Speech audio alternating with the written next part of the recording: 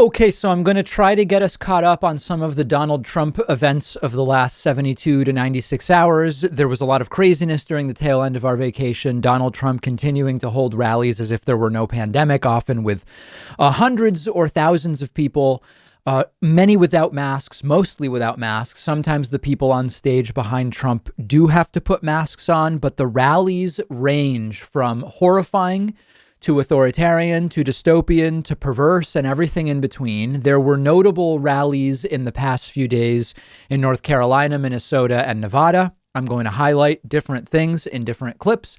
Notably, the North Carolina rally on Saturday, which is where we will start. This was post the death of Ruth Bader Ginsburg. The country learned of the death of Ruth Bader Ginsburg during Trump's Friday night rally, which I will get to. This rally, you will see a whole bunch of nonsense related to RBG.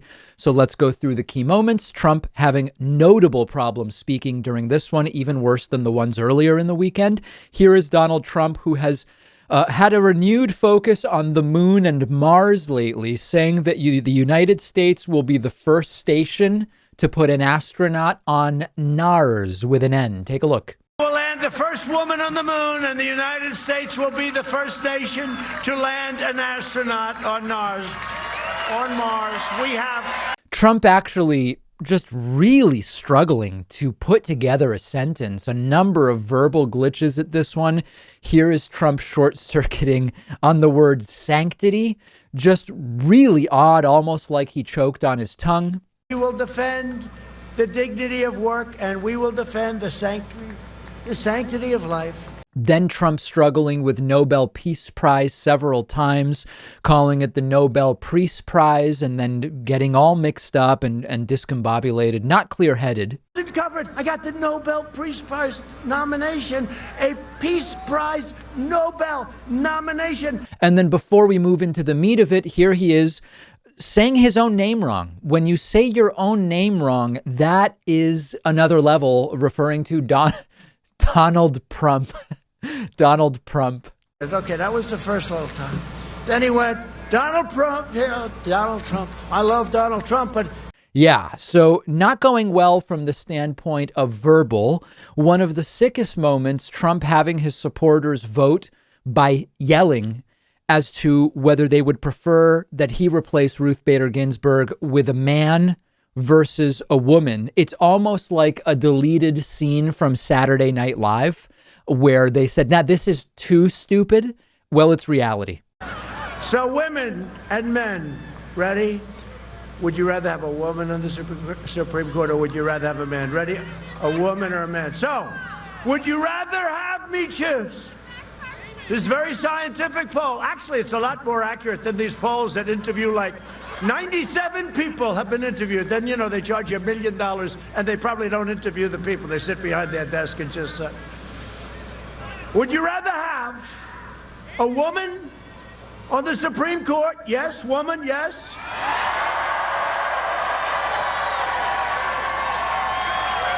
Tom Tiller says yes. So would you rather have a woman, or would you rather have a man on the Supreme Court?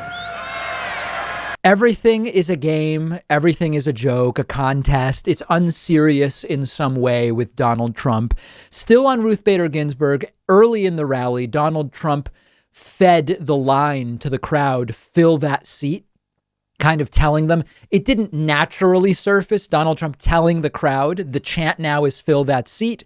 And then Trump here in announcing that he will, in saying that he will announce Ruth Bader Ginsburg's replacement this week, or potential replacement, the crowd getting going with fill that seat. And by the way, we have plenty of time. There's a lot of time. You know, you're talking about January 20th, right?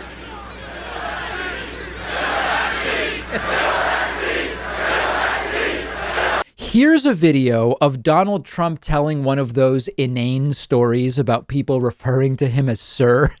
And what's notable about this one is that the crowd is almost completely silent. Trump's going on and on. The crowd not even remotely keyed in to what the hell Trump is talking about. Check it out, an almost completely silent crowd. The crowd is so quiet. When one person reacts, when one person laughs, you hear that stand out. Take a look. 5.7 billion, sir. I said, that's a lot of money. It's actually 2 planes. You know, Air Force One is 2 planes. I'll give you a little. They're going to say that's classified information. Well, they've been flying around with 2 planes for 30 years. So I assume somebody does. And our Air Force One is 31 years old, right? So, you know, look, it's time. A lot of the Arab sheiks come in. I see their plane. They have a brand new one. I say, what do we have, 31 years? And we're protecting them. Why the hell don't we have a new one? So I said, so they finally had it, 31 years old. The new one's totally different, 747. It's much longer, bigger wingspan, much more beautiful. You know, it's modern, it's beautiful. 5.7, so I said to the head of Boeing, nice guy, Dennis, this was before they had their difficulty, which is terrible what happened to him. But that went on for a few minutes and really relatable, right? Like, billionaire president complains that Arab sheiks have much nicer, newer private airplanes than he gets to fly around in. Really a man of the people. Then Trump sort of laughed about how MSNBC reporter Ali Velshi was actually hit by rubber bullets while covering protests, refers to him as a CNN reporter. Details don't matter. Ali Velshi actually with MSNBC. Trump again with a completely silent crowd behind him. No first grade teacher has ever been able to accomplish this. Trump gets a huge crowd of people with low attention spans to actually sit completely quietly. Full scene, they lined up, they went down. There was no social distancing in between these great tough guys. There was no social distancing, Tom Tillis. They went down and they had like $250,000 outfits. They had more crap on their helmet with night goggles. And these guys were sort of, you know, wise guys, right? They're shouting at him, screaming at him. They were screaming at the wrong people. They went down. They never had to stop. It was just forward. It all ended. It all ended in Minneapolis. It took, you all saw it, what, a half an hour? Remember they hit the CNN reporter in the knee? He went down, Ali Velshi. He said, this is a friendly protest. It's wonderful to see such a... Behind him, it was all fire for blood. It looked like Berlin during the war. This is a friendly... What are they doing? How does that help to be like that? How does that help? We're joined tonight... And then Donald Trump rehabbing this conspiracy theory that Joe Biden got some kind of upper before his debate with Bernie, which is hilarious because Trump's the one that always seems to either be on uppers or downers, depending on the day. Take a look at that. No, but don't underestimate him. Look, he's been doing this for 47 years. And I got a debate coming up with this guy. No, it's true. You never know. You never know. They give him a big fat shot in the ass and he comes out. And for 2 hours, he's better than ever before. You know. The problem is, what happens after that? Nah, we're going to ask for a drug test. We are. I'd like to have a drug test. Both of us. I'll take it. He'll take it. Because I watched him in the debates with, with all those people, those Democrats. Trump initially was speculating, was Biden maybe on something? Trump has now moved on, with no more evidence, mind you. Trump has moved on to saying Biden got a shot of something, which improved his performance during the debate. Trump still seems to think that coronavirus testing causes illness, which is just wacky. Take a look at this. Billion people. We are up 50 million tests more than India. In fact, we're about to crack 100 million tests. And when you test, then you have, does this make sense? Then you have cases. So we do all this testing and I come home and I turn on NBC News. It is so bad. I think NBC, that's not only MSDNC, I think NBC with Lester Holt, there's another beauty. Hi, Lester. And then it got really weird. I spent a while on this clip. I don't know what Trump is talking about. Trump seems to say that he would give himself a D as a grade on his coronavirus response. He never explains why, and it almost becomes unclear whether Trump thinks a D is a good grade or a bad grade. It's a very strange clip. They stopped it from going into the rest of China. Should have been stopped in China. To defeat the China virus, we launched the largest industrial mobilization since World War II. Somebody said, what grade would you give yourself? I said, A+. but I would give myself a D.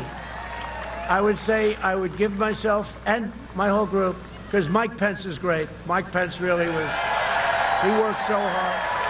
And it's unfair, he worked so hard. The ventilators, the vaccines, the therapeutics now we have. Like, does Trump know a D isn't good? It's just complete and utter nonsense. And then finally, in this dystopian event, Donald Trump actually admits he's counting on the courts to play a role in him winning re-election on November 3rd. Take a look at this. But we're going to have a victory on November 3rd, the likes of which you've never seen. Now, we're counting on the federal court system to make it so that we can actually have an evening where we know who wins, okay? Not where the votes are going to be counted a week later or 2 weeks later. But in just 3.5 years under my administration, we've secured America's borders, rebuilt the awesome power of the U.S. military. Think of that. Of course, my reaction is, we know. We know you're counting on the courts. Fortunately, Biden also knows it and seems to be lawyering up, which I've been saying for weeks he needs to do. And then absolute last thing, Donald Trump made headlines with this, saying if he loses to Biden, he will disappear. If I lose to him, I don't know what I'm going to do. I will never speak to you again. You'll never see me again. I hope that that's a promise. That should inspire us to get out and vote. So that was Fayetteville, North Carolina. Brain falling out nonsense from Donald Trump. Then we will work backwards going next to Minnesota. Real quick, I want to tell you about our sponsor, Magic Spoon, who have done something awesome. They've taken all of our favorite sugary childhood cereals that we know we shouldn't eat anymore and turned them into something you can actually feel good about eating as an adult. There's 4 flavors: cocoa, fruity, frosted, and blueberry. They taste great. They're crunchy. They're sweet like you would expect this type of cereal to be, but it's perfect for a ketogenic diet because one bowl has only 3 net carbs, 12 grams of protein. It's sugar-free, gluten-free, grain-free, soy-free. Once our team tried Magic Spoon for the first time, we actually ended up emailing Magic Spoon back and saying, can you send us more boxes? Send more samples. They've been a big hit with David Pakman Show staffers.